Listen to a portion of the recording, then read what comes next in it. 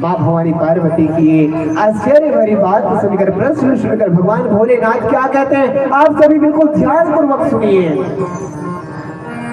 क्योंकि एक बहुत बड़ी बात यहाँ पर भगवान भोलेनाथ जी कह रहे हैं।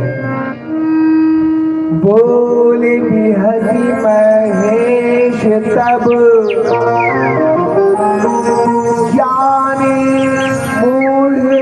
न कोई, जस रघुपति करही जब सोते क्षण सोई। माँ पार्वती की बात को सुन करके भगवान भोलेनाथ जी मुस्कुरा करके कहते हैं कि हे गिरिजे, इस पूरे संसार में ना कोई